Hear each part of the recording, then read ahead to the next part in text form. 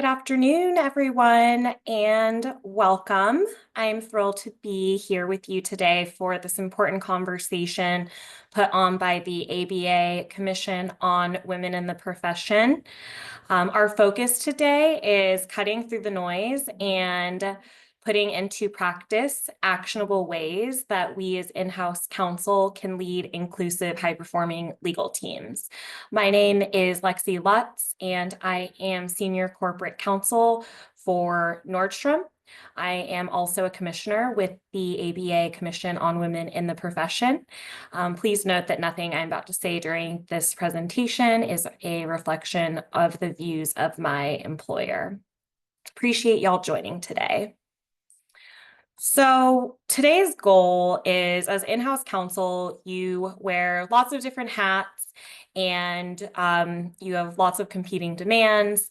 And today, recent pushback in certain hiring practices doesn't diminish necessarily our responsibility to foster fairness and merit within your legal department.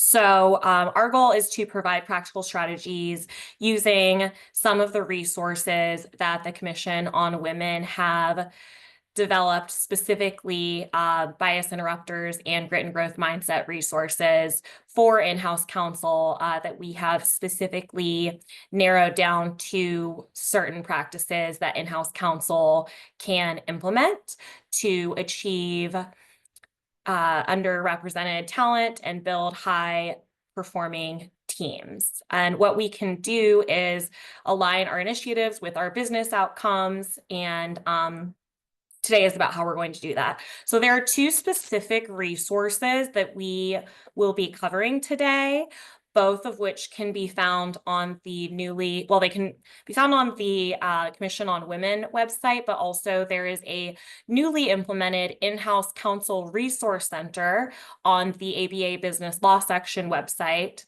And the two resources are, the first one is Bias Interrupter Tools for In-House Legal Departments, which is excerpted from the Commission on Women's You Can't Change What You Can't See, Interrupting Racial and Gender Bias in the Legal Profession. And the second resource is Grit and Growth Mindset Leadership Development Model for developing grit and growth mindset oriented successful teams for in-house counsel. And that one is excerpted from the Commission on Women's leveraging grit and growth mindset to drive team success. So as I said, these are reports that you can find. You can find the full reports on the ABA Commission on Women website, which I'll share all the links at the end. And then you can find the in-house counsel specific excerpted reports on the in-house counsel resource center within the ABA Business Law Section website. Again, I'll share those links at the end. So starting with bias interrupters are essentially tweaks to basic business systems. So for example, hiring, performance evaluations, assignments, promotions, and compensation that prevent bias in the workplace, often without ever even talking about bias.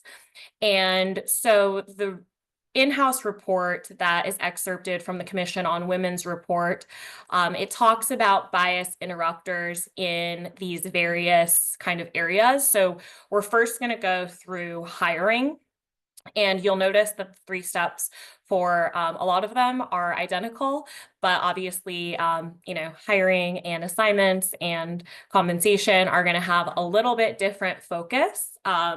So I'm just going to talk through kind of what the reports generally say from a high level. And then, of course, I encourage you to please utilize the excerpted resources for in-house counsel for your legal teams. So for hiring generally, so number 1 is to use metrics. Businesses must use metrics to assess their progress towards any strategic goal. Metrics can help you pinpoint where bias exists in hiring and assess the effectiveness of the measures that you've taken. So for in-house departments, some metrics may be possible to track, and others may require HR or maybe can only be tracked company-wide.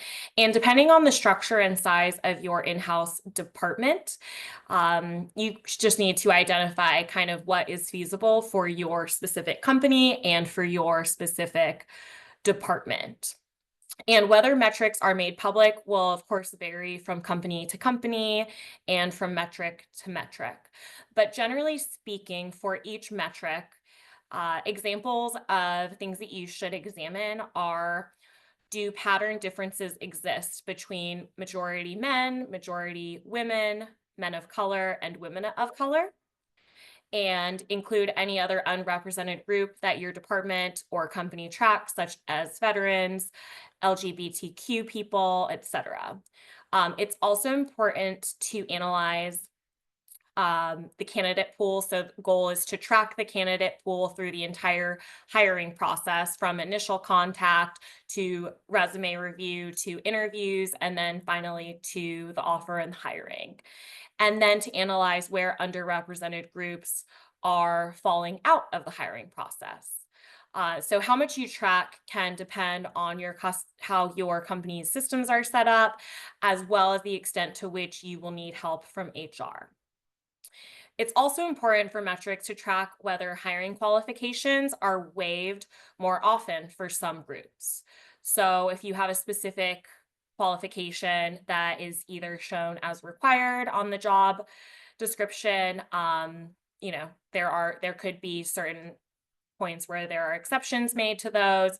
So you may be able to do this for only those parts of the hiring process that are done at the departmental level, such as final round interviews.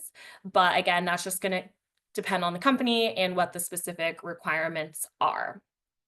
Another metric to track are interviewers' reviews and recommendations to look for demographic patterns.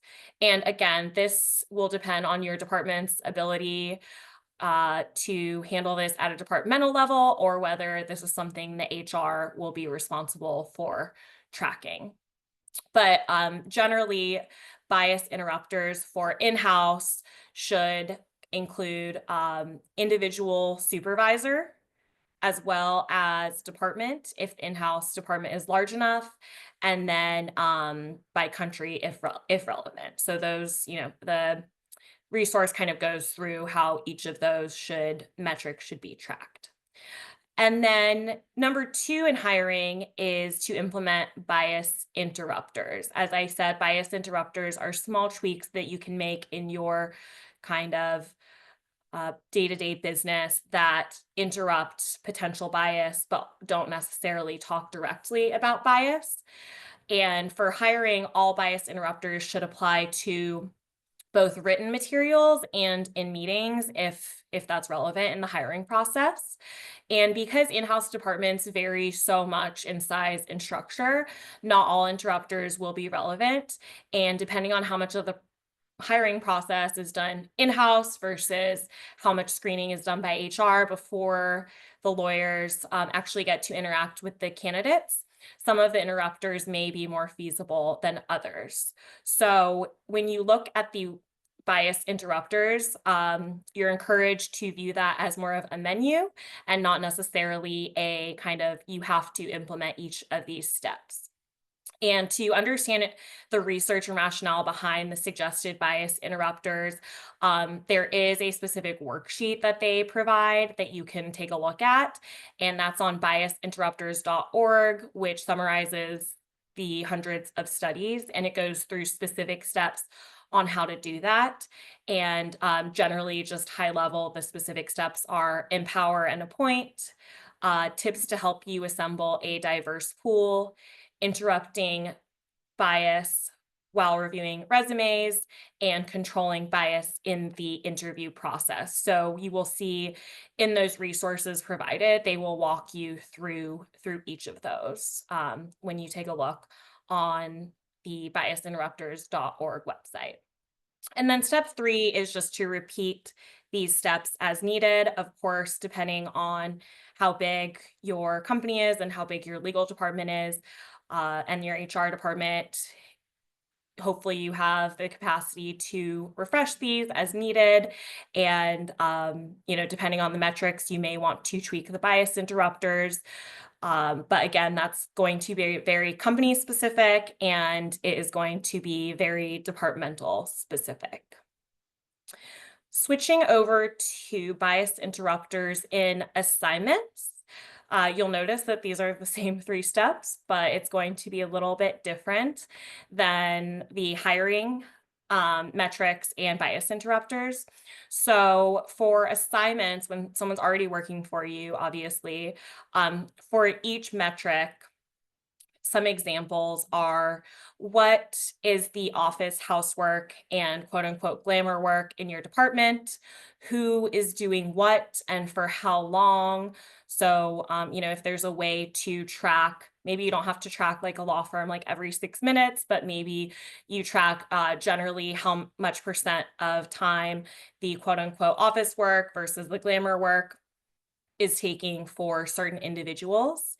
And are there any demographic patterns that indicate gender and or racial bias at play? I think there was a statistic in there somewhere that women generally are more prone to taking on some of the kind of office housework, as they call it, versus men. So as part of the metrics, you're encouraged to distribute an office housework survey to members of your department to find out who is doing the office housework and how much of their time it actually requires. And you can either create your own survey, or there is also one available at biasinterrupters.org that you can either use or just utilize as a template. And the next step would be to convene the relevant managers and anyone else who distributes assignments to identify what the glamour work is and what the lower profile work is in the department. The workshop worksheets and protocols to help you in this are also available on biasinterrupters.org if you either want to utilize those worksheets specifically, or again, you can also just utilize them as templates if you want to condense it or make it more detailed or more specific to your company. And once you've identified what the glamour work is in your department, ask managers to report which employees have been doing the glamour work. And again, the worksheets are also available at biasinterrupters.org. And just so you guys know, glamour work in this context is the work that is considered kind of more high profile, more quote unquote important versus the office housework. So really the metrics in the assignments portion is office work versus glamour work and who is doing what percentage of that, and identifying whether there are any demographic discrepancies in those. And for implementing bias interrupters for assignments, again, every in-house department is different. And so you are encouraged to take a look at the menu of bias interrupters that is on the website. And those will really just mostly have to do with office housework interrupters and glamour work interrupters, depending on what the discrepancy is. And you'll be able to find specific ways if you find discrepancies in demographics and who is taking on office housework and who's taking on glamour work, how to interrupt both of those patterns. All of those resources are available there. And again, I'm not going to walk through all of them because it's a pretty large menu. It's like a Cheesecake Factory menu. And so it's really just going to depend on your company. And but highly encourage you to take a look at the ones for assignments as well. And then of course, step 3 is to repeat as needed, depending on the size of your company, the size of your legal department, and how much you think you need to refresh the process. All right. And next up is performance evaluations. So obviously this is not hiring, this is not assignments being given out, but this is after someone has already been working for your company for some time, and they are now at the point where they are receiving performance evaluations, whether that's annually or quarterly or however often you all conduct them. So for in-house departments, some metrics may be possible to track and others, again, may require HR, depending on how your company does performance evaluations. But again, very similar to hiring. For each metric, find out, are there pattern differences between majority men, majority women, men of color, women of color. Also track other underrepresented groups such as veterans, LGBTQ, and other individuals with disabilities. And then, do pattern differences exist for parents, for example, after they return from leave, or for employees who reduce their hours? And also, do pattern differences exist between full-time and part-time lawyers or other legal professionals, such as paralegals or legal assistants? And for bias interrupters, again, you are encouraged to go on the bias interrupters website and take a look at the quote unquote menu of bias interrupters specifically for performance evaluations. But again, these will go to those metrics that we talked about. So, differences for parents after they return from leave, or employees who reduce their hours, as well as any differences between full-time or part-time lawyers or other legal professionals. And then, of course, step 3, similar to hiring and assignments, is to repeat as needed and refresh the process as makes sense for your company. And last of the bias interrupters, we're talking about compensation. So there are very specific recommendations when it comes to compensation. As you'll see, it's not the 3 kind of metrics bias interrupters repeat as needed. It is much more, there are much more specific recommendations.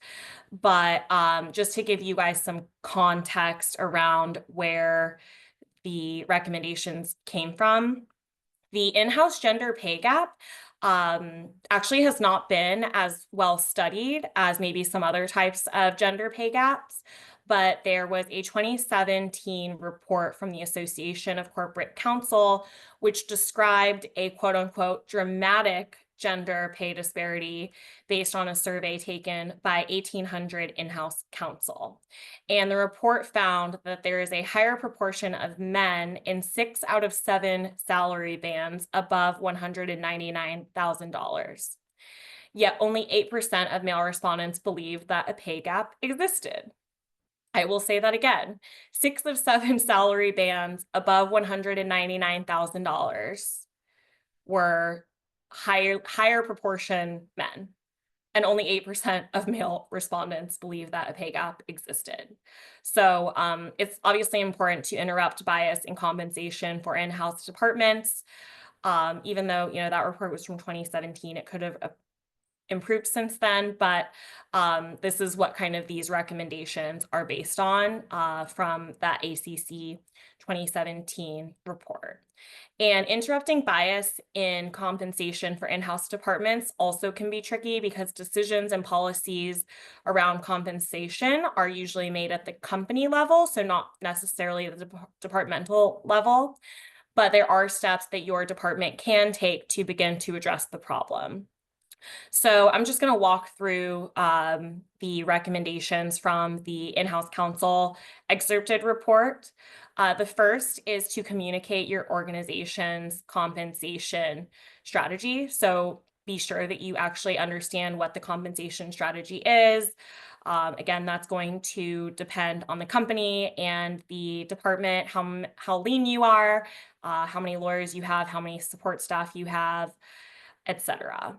And another recommendation is, when hiring, don't ask candidates about prior salary. I know in some states this is actually illegal, but that is a general recommendation, just whether or not your state allows that under relevant employment laws. The third is to read and distribute the identifying bias in compensation worksheet to anyone involved in compensation decisions. And again, that is a short worksheet that you can find on biasinterrupters.org. You can use that worksheet, or you can make kind of your own version of it.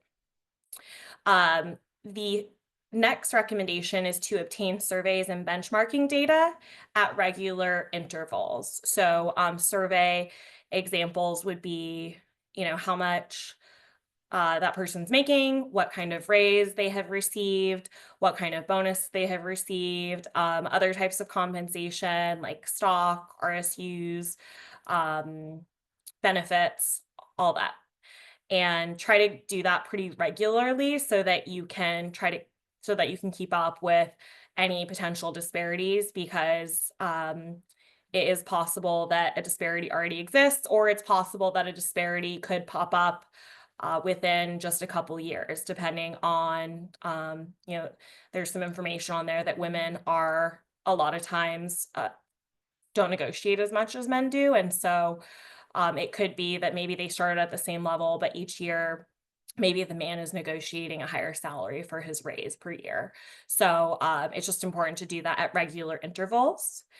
And then the next recommendation is that when a pay disparity is discovered, work to address it within a reasonable period of time. So don't just sit on it and kind of hope and pray that it resolves itself. Really try to understand what happened and do your due diligence. And then after you have discovered it, figured out, whether or not it's justified, just work to address it as soon as possible. And then last recommendation is to institute a low risk way that people can get help in disputes over compensation. So again, women in particular are a little more timid about talking about compensation with their employer or their boss. And so that's just instituting a way for people to be able to ask about compensation or dispute their compensation in a way that doesn't, for example, make them feel like their job will be on the line if they bring it up, that they won't be retaliated against, is just, it should be easy and hopefully already in place, but that is the final recommendation for compensation of bias interrupters. And then sponsorship is identified in the resource as a best practice. And here are very specific practical ways to implement sponsorship within your legal department. The first is to identify top talent within your department. So, it doesn't necessarily mean it has to be a higher level person. It doesn't necessarily depend on title, but whoever is considered top talent within your department, and then pair each of those individuals with a senior level sponsor who is held accountable for that top talent within your department. So the second step is a little more kind of title specific. So, you find top talent within your department and say, hey, here's a more senior level sponsor. So whether or not they're like one step above them, two steps above them on the hierarchy of your legal department or company structure. But that person should then be held accountable for ensuring that that top talent is feeling comfortable, is feeling like they have support.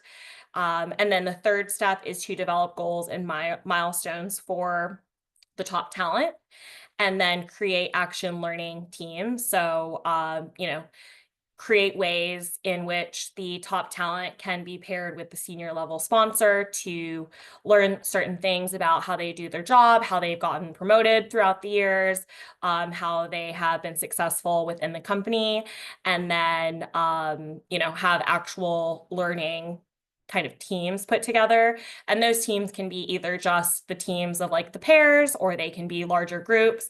Really, again, it just is so dependent and varies so much on company size, legal department size, et cetera. But if you are doing this in teams and groups, usually they find that that is going to be more successful than just having just one person do it by themselves. All right, so now we're going to move on to the next report, which is the Grit and Growth Mindset Report, and specifically the leveraging grit and growth mindset to drive team success for in-house counsel. This is another resource that you can find on the in-house counsel resource center on the business law section website of the ABA.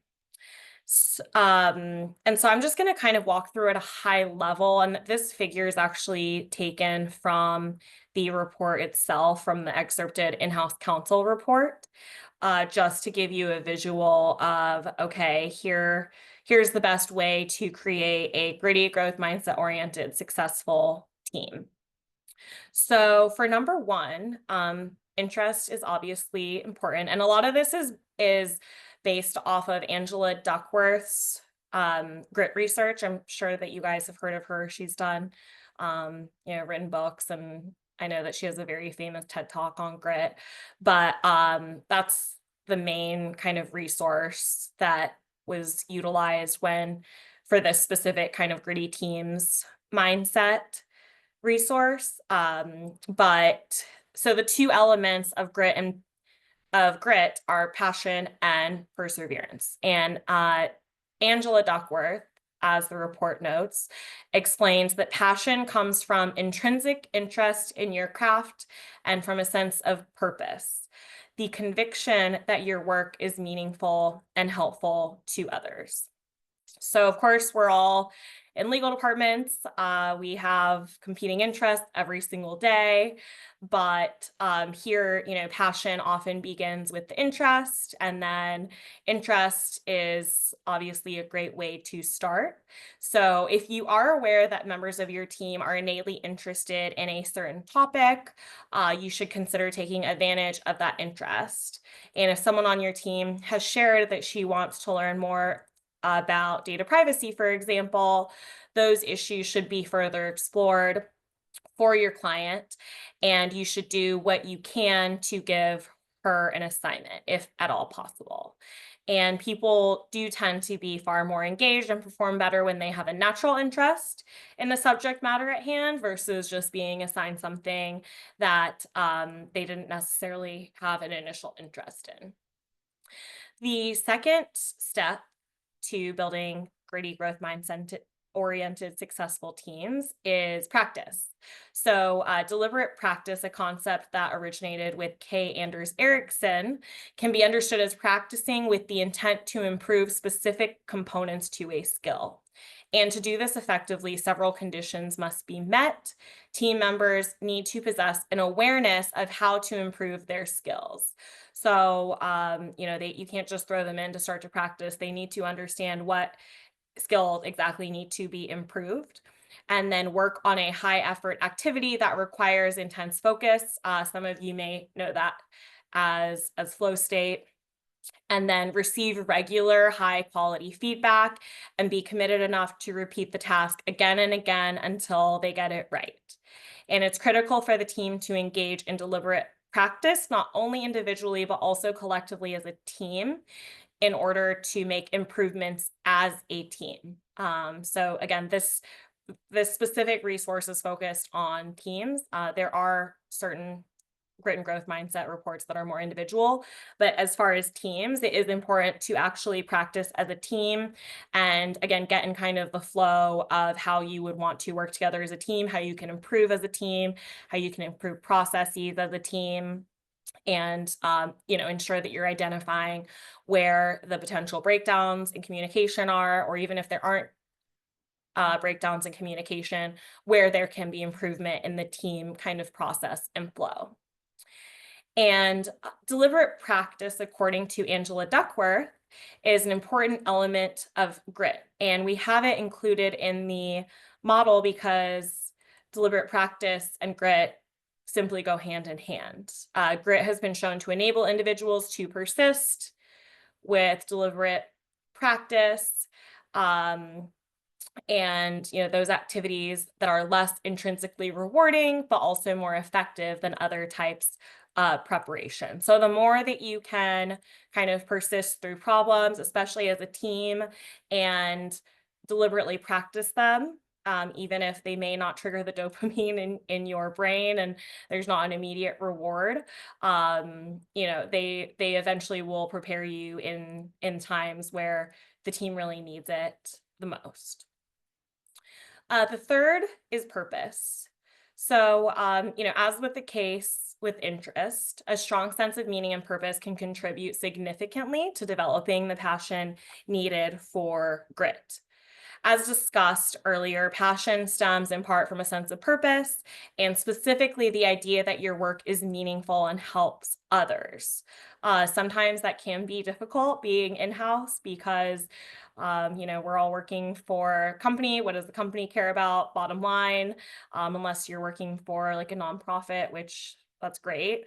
But sometimes it can be difficult when you are working for a company and really focusing on bottom line. So when employees lack a sense of meaning or purpose, they tend to put less energy into their work and see it as quote unquote just a job that gives them a little more than a paycheck. And the consequences are huge. So team leaders should do what they can to ensure they keep purpose front and center for team members. When it comes to purpose, the best practice is to introduce it early and refer to it regularly.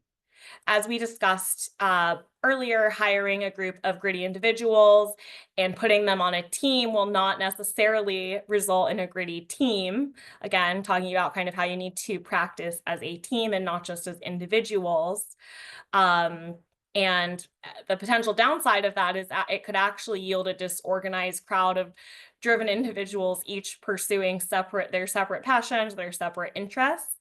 So the key here is to find a way to align team members' passions, and achieving the alignment takes effort. So you have to have kind of a common purpose that the team can work towards as in-house counsel.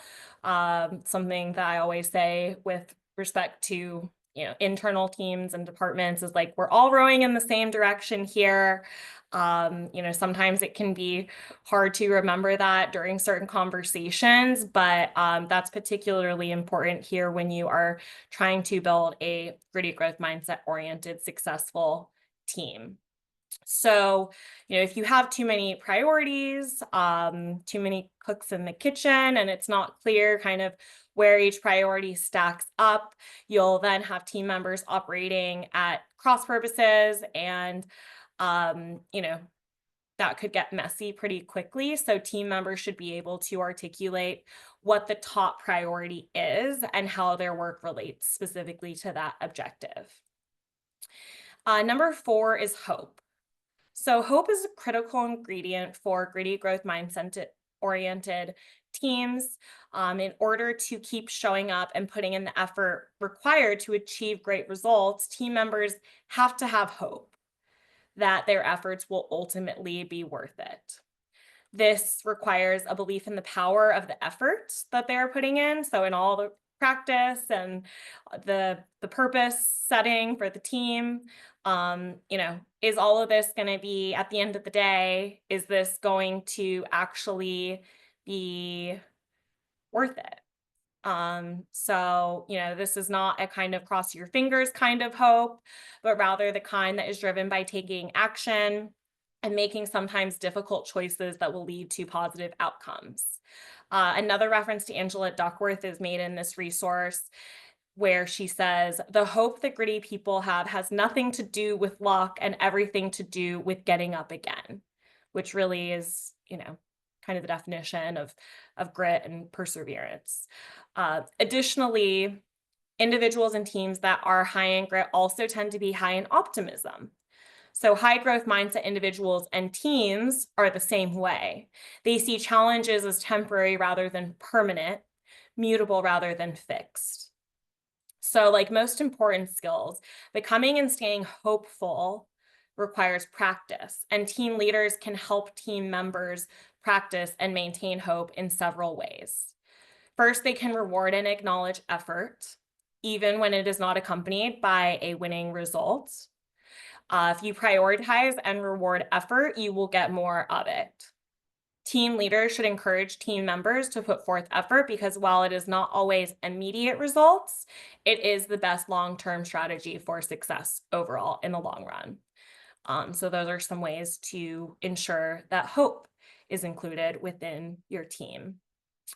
And the fifth and final step is safety and support. So this really focuses on creating a psychologically safe space for your team members and ensure that it has numerous well-documented benefits. The term psychological safety was coined by psychologist Amy Edmondson, and she defines psychological safety as a shared belief that the team is safe for interpersonal risk-taking. So that just means, being vulnerable, being feeling like you can be open without necessarily being judged or criticized for it. And psychological safety is critical if you want to create an environment where team members are willing to behave in a gritty growth mindset oriented way. It is also the case that a growth mindset orientation helps to actually create a psychologically safe environment. Research performed at Google says that the value of psychological safety, they found that who was on the team and whether or not they were star performers mattered much less to the overall success of the team than how the team members interacted with each other. So they found that a sense of psychological safety within the team was the single most important predictor of success of those interactions, which is pretty mind-boggling if you think about it. It wasn't necessarily how well they did at the tasks that they were assigned each day. It was truly how psychologically safe they felt within their teams. So if you want team members to speak up and share their ideas, many of which can, contribute to the gritty growth mindset oriented successful teams, you'll just want to make sure that you are intentionally creating a climate of psychological safety. And this, as you'll see, this figure, it goes in a circle because, of course, you'll want to update it and refresh it as you go along. And, while you don't necessarily have to do it in this chronological order, I think that, ensuring that you have all five truly will create a gritty team. And I highly encourage you to read the reports that we have specifically excerpted for in-house counsel, again, on the Business Laws website. I will share these links as well in the chat so that you guys can have them. And then if you're watching the recording, we will make sure that those are made available for you. But yeah, I mean, in addition, the ABA Commission on Women, if you go to their website, we have the full reports on there as well. If you want to read through or share with your law firm friends that aren't in-house, but you found this information helpful, please, I encourage you to utilize those resources, visit the website, and we're constantly trying to update those and get new information on there. And I just wanted to share because this one is newer. This is the business law section in-house counsel resource page. And then I've highlighted here the two excerpts that we went through that are excerpted from the Commission on Women website.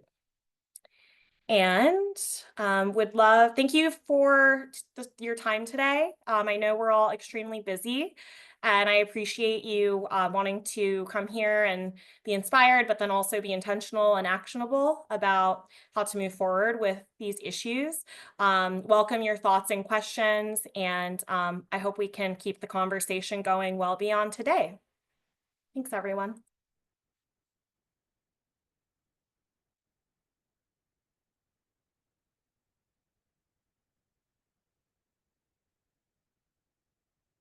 Any questions?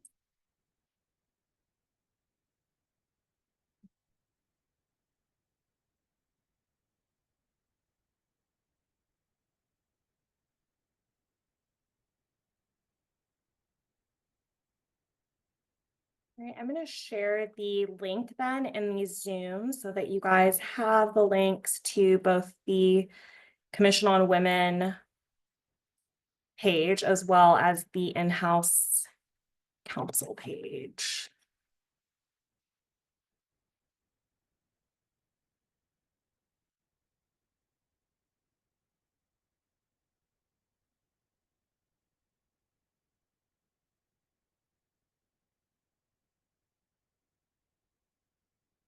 Okay, well, seeing no questions in the chat or hands raised.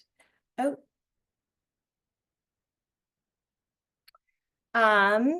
Okay, so yeah, question here.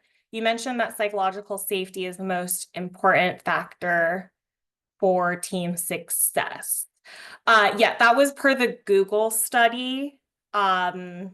That's what the Google study found. So that's not my own personal opinion, but you will find in the resource shared here on Gritty Teams that that was one of the findings of that Google study. And there should be, full information on what exactly that study entailed, how many individuals, and how they kind of did that study. But yeah, it is quite compelling that psychological safety they found for that study was the most important factor for team success. Thank you for your question.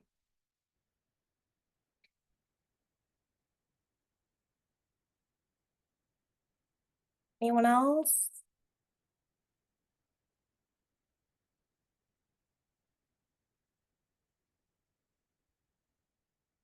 All right, well, seeing none, I encourage you to take a look at the resources. Thank you so much for joining.